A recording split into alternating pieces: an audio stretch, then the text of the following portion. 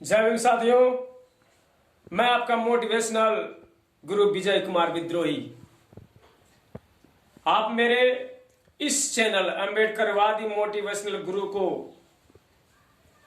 Subscribe करें, like करें और अधिक से अधिक शेयर करें, क्योंकि इस चैनल में आपको एक भारत का वो इतिहास मिलेगा जो कहीं नहीं मिलने वाला है। तो आज मैं आपको उस देवी से परिचित करना चाहता हूं जो बहुजनों को विद्या देवी है। कौन है बहुजनों को विद्या देवी? कौन है हमारी सरस्वती? सदियों से हमारे लोग माता सरस्वती का पूजा करते आ रहे हैं और जो असली सरस्वती है बहुजनों की, उसको जानते तक नहीं है। उस सरस्वती का जो पत्थर से काट के बनाई गई, जो मिट्टी को गूंथ के बनाई गई, सभी लोग उसको पूजा करते हैं। एक दिन के बाद फिर पानी में विसर्जन कर देते हैं। लेकिन वो सावित्री बाई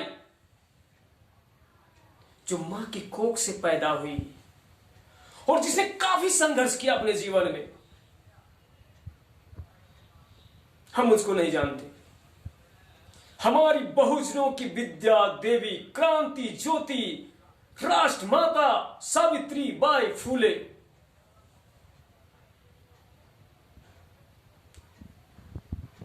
माता सावित्री बाई फूले महाराष्ट्र की पुणे में पिता खंडोजी नेवसी और माता लक्ष्मी के कोख से पैदा हुई और जो मात्र 9 वर्ष की उम्र में राष्ट्रपिता ज्योतिबा फूले से विवाह कर दी गई। 3 जनवरी 1831 का उनका जन्म हुआ और 1840 में ज्योतिबा फूले से उनका विवाह हुआ। जब वो ज्योतिबा फूले के घर आई थी,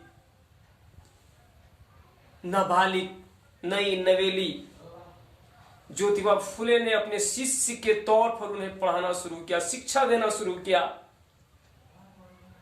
और वो अपने पति के साथ कंधे से कंधा मिलाकर शिक्षा ली, ग्रहण की। तब जबकि इस देश में स्त्रियों को शिक्षा देना मनाही था, शुद्धों को शिक्षा देना मनाही था, अछूतों को तो अक्षर का ज्ञान देना ही मनाही था। उस समय हमारी असली विद्या की देवी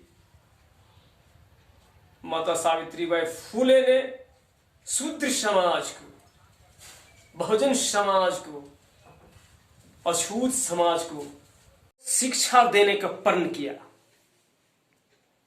और जब यह बात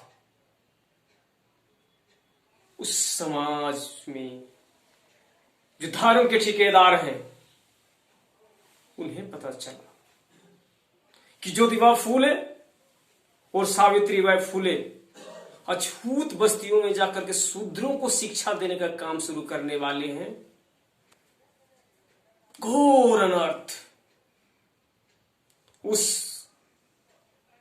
काल में यह बड़ा उल्लंघन था धर्म का, धर्म के ठेकेदारों को अपमान करने वाला। और तब बड़ी सभा बुलाई गई ब्राह्मणों की और उस सभा में ज्योतिबा फूले के पिता गोविंदराव फूले को बुलाया गया और कहा, हे गोविंदराव फूले, तुम्हारा बेटा, तुम्हारी बहू भारत के धर्म का उल्लंघन कर रहे हैं, धर्म के शास्त्रों का उल्लंघन कर रहे हैं। विद्या देना, शिक्षा ग्रहण करना केवल हम पंडितों का, हम ब्राह्मणों का काम है। शूद्रों को हमारा सेवा करना, हमारी गुलामी करना बस यही काम है। शूद्र पैदा ही इसलिए हुए हैं क्योंकि वो हमारी गुलामी कर सके। इसलिए अपने बेटे से कह दो, ज्योतिबा फूले से कह दो, यह विद्या देने का काम बंद करे। अगर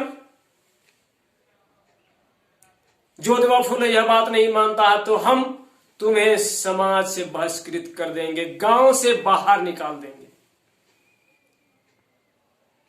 ज्योतिबा फूले का पिता पुराने विचारों को मानने वाले बहुत बड़े चिंता में पड़ गए। वह घर आए, कांपती आवाज में ज्योतिबा फूले को कहा, पुत्र ज्योतिबा, ये तुम क्या कर रहे हो? जिसका विरोध पूरा समाज कर रहा है, तुम पढ़े लिखे हो तो नौकरी करो, अपने परिवार को आगे बढ़ाओ। ये शूद्रों के बच्चों को, अछूतों को बच्चे को गंदे बस्तियों में जाकर के पढ़ाने का काम क्यों शुरू कर रहे हो? ज्योतिबा फूले ने कहा, बाबूजी, मैंने प्रतिज्ञा की है, मैंने शपथ लिया है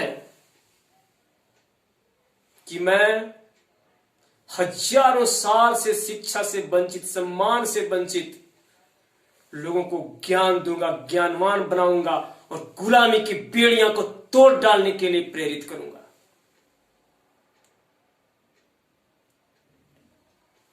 तो गोविंदराव फूले कहते हैं, तुम मुझे गांव से बहिष्कृत करवा दोगे, तुम मुझे समाज से बाहर निकलवा दोगे। कहा, नहीं बाबूजी, आपको समाज छोड़ने की जरूरत नहीं, आपको घर छोड़ने की जरूरत है, मैं घर छोड़ता हूं। और उसी समय उन्होंने सावित्रीबाई फूले के साथ अपना घर को छोड़ दिया। वह निकल गए अपने घर से, वह रिश्तेदारों के यहां गए, रिश्तेदारों ने रखने से मना कर दिया। वह अपने जाति के यहां गए, उनके समाज के लोगों ने उसको रखने से मना कर दिया। वह दोस्तों के साथ गए, दोस्तों ने अपने पास रखने से मना कर दिया, क्योंकि उस समय के प्रथा के अनुसार ब्राह्मणों ने ढोल पिटवाया कि जो भी ज्योतिबा फूले को आश्रय देगा वो समाज से बहिष्कृत माने जाएंगे। फिर किसको हिम्मत था कि धर्म की उस आज्ञा का उल्लंघन कर दे?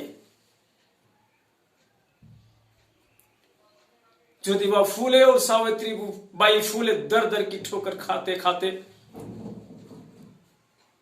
आखिर में ज्योतिबा फूले अपने एक पुराने मित्र उस्मान शेख के यहां पहुंचे।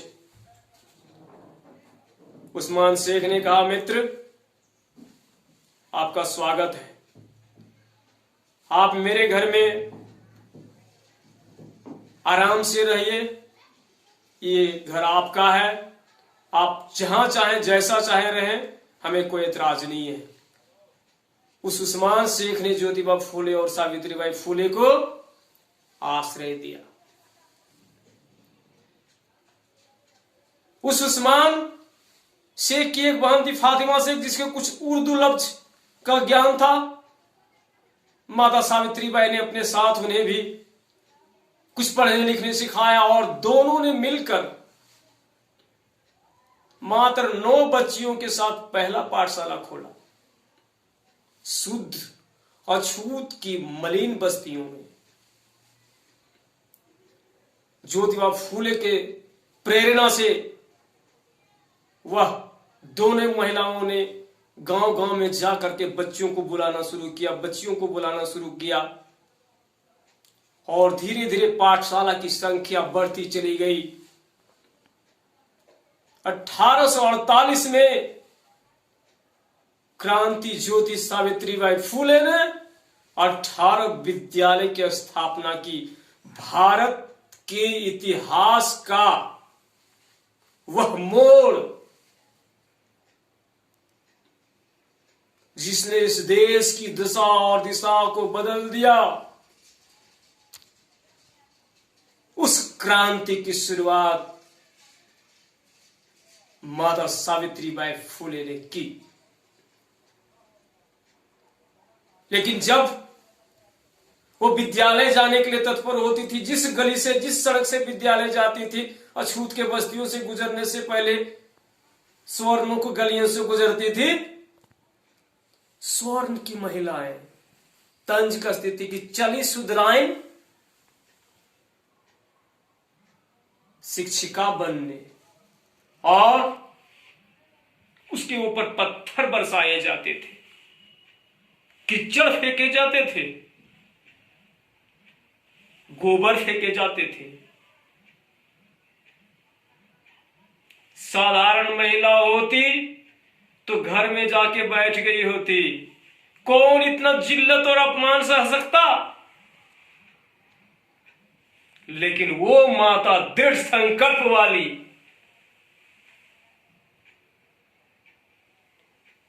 जिसने एक रास्ता निकाला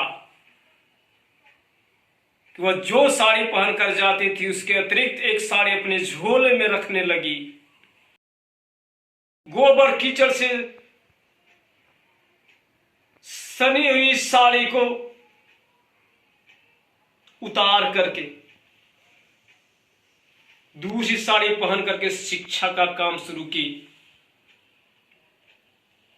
उस समाज में जो हमेशा बदलाव का विरोधी रहा है, बहुत बड़ी चिंताएं शुरू हो गई। उनके ऊपर तरह तरह के आरोप लगने लगे।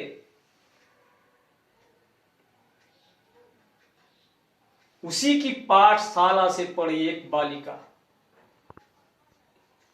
जिसने ब्रिटिश पार्लियामेंट को एक पत्र लिखा, और जो on the house British parliament में पढ़ा गया। उसने सवाल किया, ब्रिटिश रूल करने वाले आप कहते हैं कि अंग्रेज सभ्यता को बनाने वाले हैं, और जिस देश में जाते सभ्यता की विकास करते हैं। आप 150 साल से हमारे देश में शासन कर रहे हैं। हमारे देश की महिलाओं को घर से निकलने की मनाही है। हमारे देश की महिलाओं को पति के साथ जला दिया जाता है। हमारे देश की महिलाओं को शिक्षा से वंचित कर दिया जाता है। इस देश के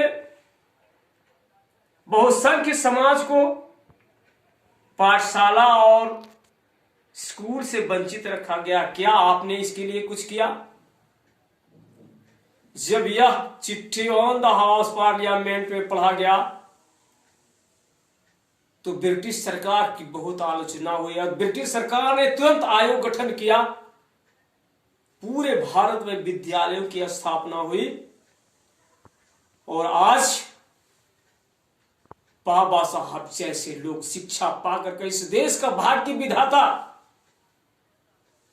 भाग्य को लिखने वाले बने। साथियों, वहीं तक सावित्रीबाई फुले नहीं रुकी। उन्होंने उस ब्राह्मण की कन्या जो विधवा हो जाने के बाद गर्भवती हो जाती थी और जिसका कोई जिम्मेवारी नहीं लेता था परिवार के लोग, मान सम्मान चली जाएगी उनकी, उन महिलाओं के लिए उन्होंने प्रसव गृह बनाया। गुप्त रूप से उन महिलाओं को, स्वर्ण की महिलाओं को, गर्भवती महिलाओं को उस आश्रय गृह में रखकर उनका प्रसव कराती और उनके बच्चों के लिए अनाथालय भी बनवाई। यही नहीं, उन्होंने विधवा विवाह का भी प्रचलन शुरू करने के लिए आंदोलन किया। उसके इस आंदोलन से प्रभावित होकर अंग्रेजों ने यहां काफी नियम बदले।